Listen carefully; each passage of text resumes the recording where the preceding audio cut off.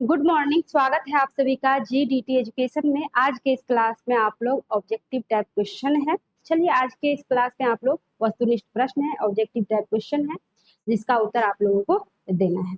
तो आपका पार्ट था ठेस, और ठेस पार्ट से ही जो है कुछ वस्तुनिष्ठ प्रश्न है। तो मुझे विश्वास है आप लोगों की तैयारी अच्छी होगी, तो आप लोग जवाब देंगे जितना ज्यादा हो सके, अच्छा से जवाब देंगे। चलिए आपका पहला प्रश्न है ठेस शीर्षक पाठ के रचनाकार कौन है?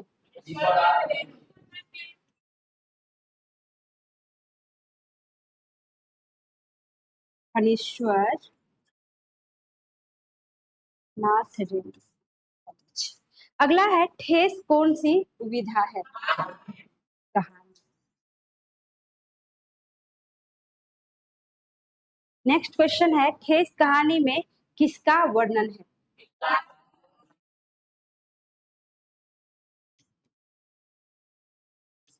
मिथिलांचल की लोक संस्कृति।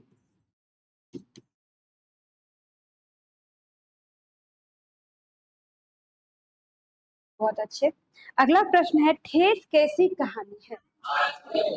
आंचलिक। और आंचलिक का मतलब समझाएंगे कोई? जी, गांव घर की जो एक कहानी होती है, गांव घर में जो घटित होने वाली घटनाएं होती है, उसी पर आधार बनाकर, उसी पे आधारित ये कहानी है जो कि आप लोगों ने पढ़ा था। और बार बार बोलती हूँ, आप लोग भी नहीं पढ़े होंगे तो सारांश मैंने दे रखा है, उसको एक बार आप लोग जरूर देख लेंगे तो अच्छा रहेगा। तो यहाँ तक आपने बहुत बढ़िया ढंग से जवाब दिया। अब अगला क्वेश्चन देखते हैं, अगला क्वेश्चन क्या है। चलिए नेक्स्ट क्वेश्चन है आपका, ठेस कहानी किसके मन की विशिष्टताओं का मार्मिक वर्णन करती है? बताइए। कलाकारों के। चूंकि इस पाठ में जो है कलाकार की ही चर्चा की गई है, ठीक है। यानी कलाकार जिसको हम लोग क्या समझते हैं, कई बार समाज में बेकार समझते हैं कि कलाकार ही तो है, लेबर मजदूर टाइप व्यक्ति ही तो है, इसकी क्या इज्जत है ना। हम लोग काम करवा लेते हैं, डांट देते हैं, डबट देते हैं, फटकार देते हैं। तो फणीश्वर नाथ रेणु जी ने इस पाठ के माध्यम से यही दिखाया है कि कलाकारों की भी अपनी जो है इज्जत होती है, प्रतिष्ठा होती है, आत्मसम्मान होता है। तो हमें चाहिए कि सबका हम क्या करें, सम्मान करें, सबकी इज्जत करें, सबके कामों को इज्जत दे, सम्मान दे। तो चलिए इसमें कहता है ठेस कहानी किसके मन की विशिष्टताओं का मार्मिक वर्णन करती है?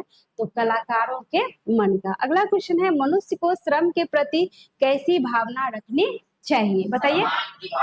बिल्कुल, सम्मान की भावना रखनी चाहिए, जो कि मैंने अभी जस्ट आप लोगों को समझाया, सम्मान की भावना।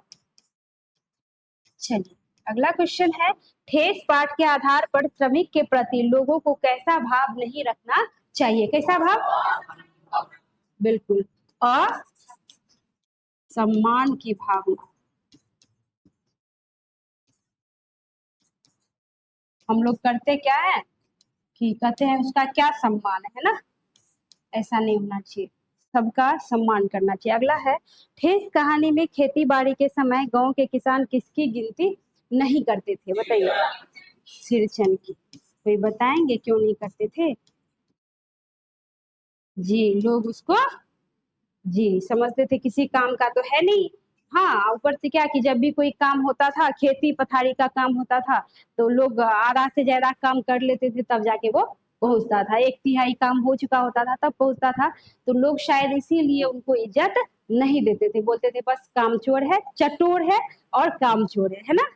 तो इसलिए लोग जो है कहता है कि खेती के टाइम में जो है लोग उनकी गिनती नहीं करते थे। अगला है कि लोग सिरजन को क्या समझते थे? बताइए। अच्छा, बेकार, बेगार। अच्छा, और क्या? कामचोर, कामचोर और चटोर। अच्छा, और क्या? मुफ्त खोर। इतना ज्यादा उत्तर हो गया आपका, मुफ्त खोर। अब इसमें से कोई एक ही ऑप्शन रह सकता है। मैंने जो लगा कि इतना कुछ आ सकता है, तो मैंने उत्तर में वही लिखाया था आप लोगों को, और आप लोगों को पता नहीं है तो समझ लीजिए कि इसमें से ये सारा नहीं हो सकता, कोई एक ही हो सकता है, ठीक है। या सारा होगा तो ऐसे दे देगा, या फिर सभी, है ना। ऑप्शन आपको बारी बारी से दे देगा, ABCD करके ऐसे अंत में दे देगा, या फिर सभी, है ना। तो आपको ये सारा याद रखना है, ये नहीं कि आपको इसमें से कोई एक याद रखना है। सभी प्रश्न का जो भी यहाँ पे बेकार है, बेगार, कामचोर, चटोर, मुफ्तखोर, क्योंकि इन इन नामों से लोग उनको बुलाते थे, शिक्षण को बुलाते थे, ठीक है। तो ये सारा आपको क्या करना है बच्चों, याद रखना है। उसके बाद क्या, यहाँ पे एक बात और है कि बेकार और बेगार, है ना। अब कई बच्चे इसके बारे में जानते होंगे, बेकार और बेगार में क्या अंतर होता है, किसी को पता नहीं भी हो सकता है। आप लोगों में सबको पता है, सबको पता है, क्योंकि आपने पढ़ा था सारांश। आप लोगों को अगर नहीं पता होगा तो समझिए, बेकार और बेगार का तात्पर्य होता है, बेकार मतलब जिसको हम बेकार समझते हैं, किसी काम का नहीं समझते, बट बेगार होता है जो उससे भी बेकार होता है, मतलब क्या, उससे भी खत्म, जो किसी काम का नहीं है ना। बेकार चीज तो फिर भी कहीं ना कहीं कुछ ना कुछ काम आ ही जाता है ना, लेकिन बेगार होता है वो किसी काम नहीं आ सकता, यानी बेकार से भी जो बदतर होता है उसको कहा जाता है बेगार। तो लोग इसको बेकार नहीं समझते थे, क्या समझते थे, बेगार समझते थे। तो यहाँ पे बेकार नहीं होगा, सिर्फ हो जाएगा बेगार, ठीक है, समझ गए ना। जैसे फॉर एग्जाम्पल देख लो, बेकार और बेगार, बेगार की उदाहरण जैसे हम लोग देखते होंगे, अपना लोग गृहस्थ के बाल बच्चे हैं, धान सब जब दौनी होता है, तो धान दौनी वगैरह होके जब सेंताने लगता है, तो देखते होंगे लोग ऐसे ही सेंत देता है, ऐसे ही वो जो होता है, क्या बोलते हैं अपना लोग, बुखारी ठेक, अपना लोग आंचलिक भाषा में, है ना, मैथिली में, उसमें रखते हैं। और जब देखते होंगे कि जब चूड़ा कुटवाना हो या फिर क्या कहते हैं धान कुटवाना हो, तो लोग क्या करता है, उसको फटकता है। फटकने के बाद देखते होंगे उसमें से खखड़ी निकलता है, खखड़ी समझते हैं ना, खखड़ी। खखड़ी क्या होता है, जो खोखला खोखला खोखला टाइप का होता है, उसमें दाना नहीं होता चावल का। तो लोग क्या करता है उसको, कई लोग क्या करते हैं, अरे ये बेकार है, इसको फेंको। बट जो गाय गाय भैंस बैल वगैरह पालते हैं, तो आप देखते होंगे, कहता है उसको मत फेंको, वो बेकार की चीजें नहीं है। जो दादी सब होती है क्या, बेकार की चीजें नहीं है। जब घूरा लगता है, घूर जैसे कि आग जो है जब जलाया जाता है शाम के टाइम में धुआं के लिए कि मच्छर भागेगा, उसमें उसका क्या होता है, इस्तेमाल होता है। खाना भी जब चूल्हा पे बनता है, मिट्टी के चूल्हे पे, तो उस खखड़ी का इस्तेमाल होता है। तो देख लो, बेकार और बेकार का उदाहरण कि हम लोग समझते हैं खखड़ी है, बेकार की चीज है, फेंक दो।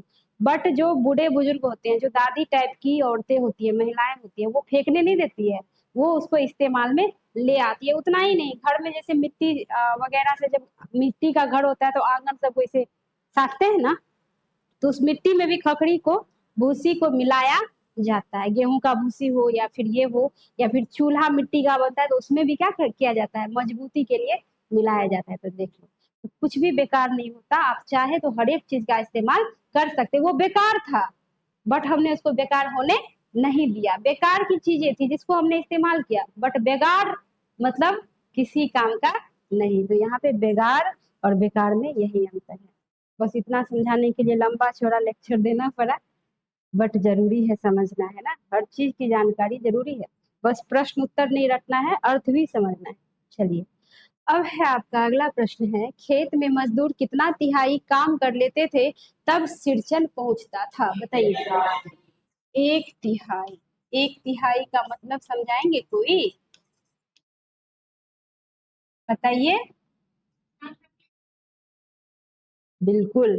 चलिए अगला क्वेश्चन है, सिरचन पगडंडी पर किस तरह पांव रखकर खेत जाया करता था, कैसे, तौल तौल कर, बिल्कुल, वो तौल तौल कर पांव रखता था, एकदम नई नवेली दुल्हन की तरह। उसको लगता था क्या, क्यों तौल तौल कर, बताओ तो कोई, बताओ, क्यों तौल तौल कर पांव रखता था, कोई बताइए।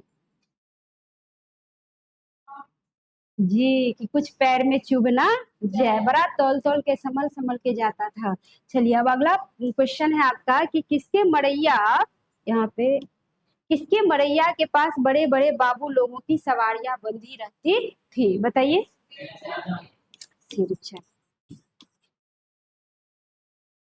सिरचन के। चलिए अगला क्वेश्चन है, लोग क्या देखकर सिरचन को खुशामद करते थे, बताइए। बिल्कुल, उसकी कारीगरी को देखकर, है ना?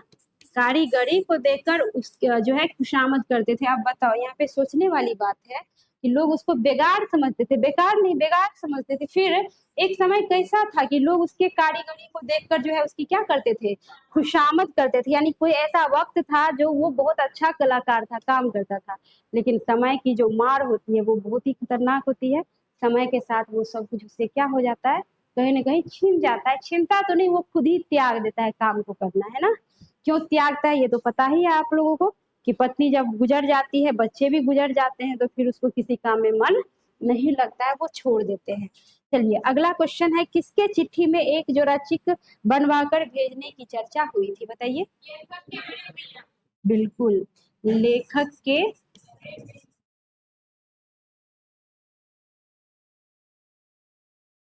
लेखक के बड़े भैया। चलिए, यहाँ तक आपने बड़ा जबरदस्त उत्तर दिया। तैयारी बहुत अच्छी है, इसी तरह से आप लोग तैयारी कीजिए। बहुत खुशी मिलती है जब जवाब देते हैं तो। और आप ऑनलाइन बच्चे, आप लोगों से भी यही कहूंगी, अब टाइम नहीं बचा हुआ है, तो मेहनत कीजिए, ठीक है।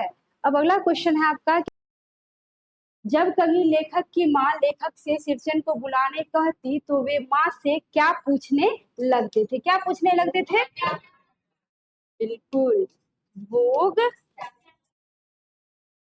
क्या क्या लगेगा, क्यों बताएंगे कोई? क्योंकि सिरचन को आप पैसा दीजिए चाहे नहीं दीजिए, भोजन उसको अच्छा मिलना चाहिए। उसमें भी क्या कोई जरूरी नहीं था कि अच्छा बोली भाषा अच्छा होना चाहिए, भोजन अच्छा हो तो बहुत अच्छी बात, नहीं हो लेकिन बोली भाषा सही होना चाहिए था। क्योंकि वो उनको क्या था कि किसी की टेढ़ी बोली उन्हें पसंद नहीं पड़ता था। बट भोजन के मामले में वो थे, शौकीन थे खाने पीने के।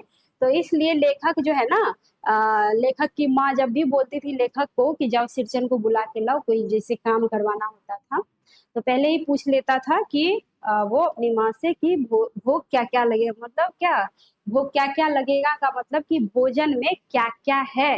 मतलब भोजन अच्छा नहीं होता था तो सिरचन काम छोड़ के चला जाता था, है ना? लेकिन यहाँ पे हकीकत बात ये थी कि बातों से उनको दिक्कत होता था, तब वो काम छोड़ के क्या करता था, चला जाता था। बस लोग उसको बदनाम कर दिए थे कि चटोर है, खाने के चक्कर में काम नहीं करता। चलिए अगला है, किसके लड़के को सिरचन ने बेपानी कर दिया था, बताइए। बिल्कुल, पंचानंद या पंचानन, नन, अच्छा पंचानंद चौधरी। चलिए बहुत अच्छे। चौधरी किस टोली में रहते थे, बताइए।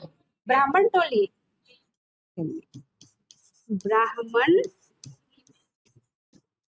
टोली में। झा जी आप जवाब नहीं दे रहे हैं, ब्राह्मण देवता जवाब दीजिए। चलिए, सिरचन को खखोरन के साथ क्या पसंद था? चूड़ा। चूड़ा किस चीज से बनती है? अच्छा, चूड़ा। आजकल चूड़ा आम खूब खाते हैं, आप लोग खाते हैं ना? नहीं खाते हैं? आम का महीना है, कौन नहीं खाता होगा, सब खाता है।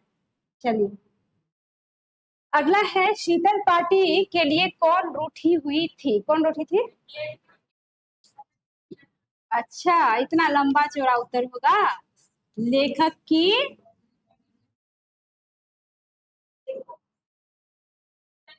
जी, लेखक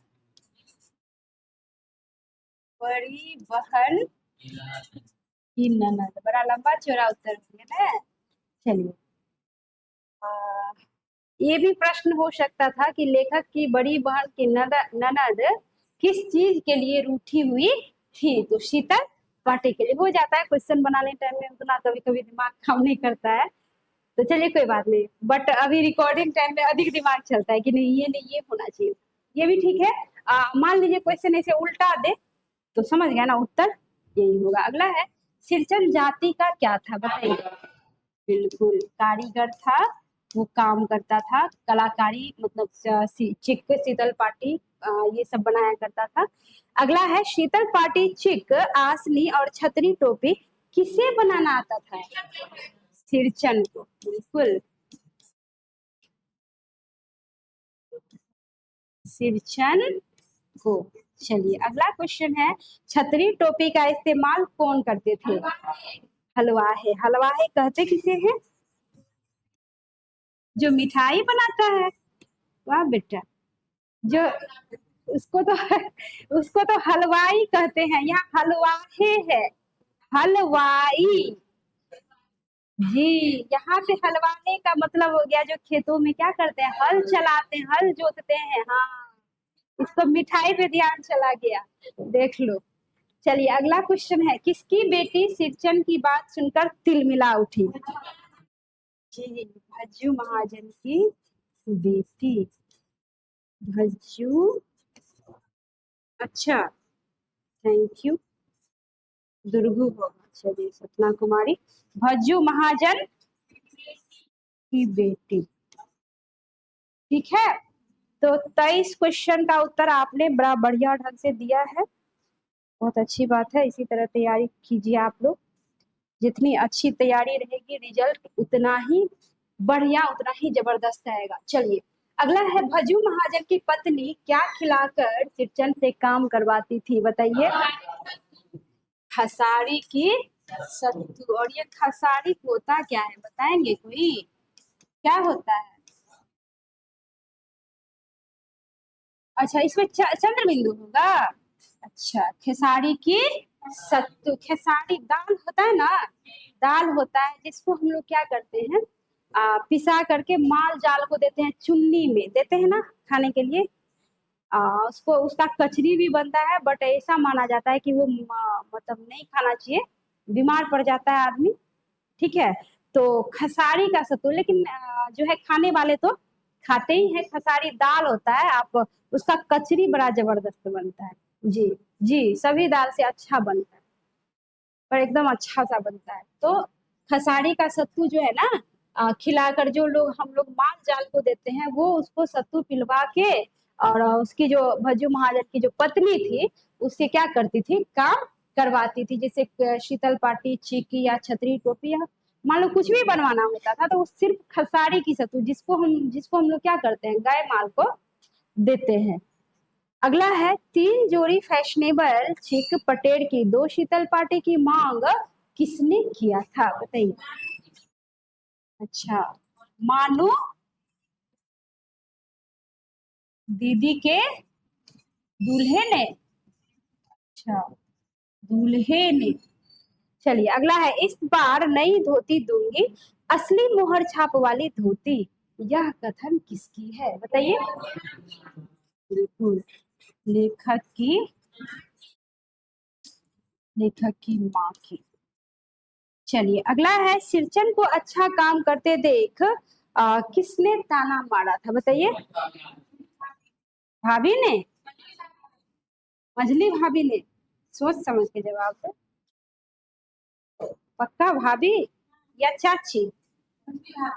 यानी हम कंफ्यूज है ना। चलिए, सिरचन को अच्छा काम करते देख किसने ताना मारा था? मंझली भाभी ने, बिल्कुल। उसको लगा क्या, क्यों ताना मारा था, बताएंगे? उसको लगा मेरा जब समय था तो इससे अच्छा बना के दिया नहीं था, इस बार धोती के नाम पे क्या कर रहा है, बढ़िया बना के दे रहा है। मतलब वो उल्टा ही सोच ली है ना, तो इसलिए जो है इसने क्या किया, ताना मार दिया। ताना क्या मारा था इसने, कि काश मैं जानती कि मोहर छाप वाली धोती में इतना अच्छा काम होता है, तो मैं भी भैया से उतना दाम उसको दिलवा देती। वो टोंट मारती है, ताना मारती है, और वही से काम क्या हो जाता है, बिगड़ जाता है ना। चलिए अगला है, लेखक की माँ की सबसे दुलारी बहू कौन थी? बताइए। जी, यही मजली भाभी थी, वही वही मजली बहू। मजली बहू सबसे दुलारी। जी। अब अगला क्वेश्चन है 29 नंबर, कहता है कि सिरचन को पान की बीरा किसने दिया? सिर्फ, जी, सिरचन को पान का यहाँ होना था, सिरचन को पान का बीरा किसने दिया? तो किसने दिया, मानू दीदी ने दिया था, है ना। और देने के बाद कुछ कहा भी था उसने, क्या कहा था? हाँ, कि काका इधर उधर की बातों पे ध्यान मत दो, काम का आंगन है ना, 10 बातें होती है, आप बस चुपचाप काम कीजिए। क्योंकि मानू को कहीं ना कहीं डर था कि ये जो काम कर रहे हैं कहीं काम में किसी प्रकार का रुकावट ना, जी किसी प्रकार की कोई रुकावट ना आ जाए, है ना। और रुकावट तो आ ही गई उसके भाभी और उसके चाची के कारण कि काम आधा अधूरा छोड़ के सिरचन वहां से चला गया, है ना। इसलिए लोगों को कहता है कि सोच समझ के अपने जुबान का शब्दों का इस्तेमाल करना चाहिए। चलिए अगला है कि कहाँ पहुंचकर सिरचन ने मानू को शीतल पाटी चिक और आसनी दिया, बताइए। बिल्कुल, स्टेशन पर पहुंचकर जो है उसने सारा सामान दिया, यानी घर पे तो नहीं बनाया, है ना, लेकिन स्टेशन जाके उसने सारा सामान दिया। देखो कैसी इंसानियत थी उनमें। आगे है मानू फूट फूट कर क्यों रोने लगी। जी सिरचन के स्नेह भाव को देखकर या स्नेह भाव देखकर रोने लगी कि सिरचन दादा ने तो काम किया नहीं, आधा काम छोड़ के वो तो चले गए। बट देखो इनकी इंसानियत देखो कि उन्होंने जो है सारा का सारा सामान जो जो चीज उन्होंने ऑर्डर किया था उसकी ननद ने सारा सामान बनाकर उसने दिया। चलिए ननद ने या फिर उसके पति ने, दूल्हे ने, जी। अगला है सिरचन मानू के ससुराल वाले की मांग पूरा कर किस बात का प्रमाण दिया। बिल्कुल इंसानियत का जो है प्रमाण दिया, इंसानियत का प्रमाण दिया। तो और क्वेश्चन है क्या, द इन तो खत्म हो गया, ठीक है। ये आपके क्वेश्चंस थे और आपने उत्तर भी बड़ा बढ़िया दिया, तो मुझे विश्वास है आप लोगों तक ये तो पहुंच ही जाएगा।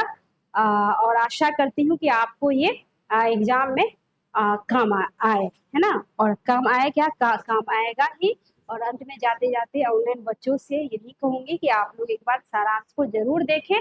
जो नए बच्चे पहली बार मेरी इस वीडियो को, जी मेरा जो ये वीडियो है आप देख रहे हैं, तो सिर्फ क्वेश्चन नोट नहीं करना है बच्चों, आपको चैप्टर का जो सारांश है वो भी देख लेना है ताकि आपको अधिक रटना नहीं पड़ेगा, है ना। तो मिलती हूँ मैं अगले क्लास में, अगले वीडियो में नेक्स्ट चैप्टर लेकर। धन्यवाद।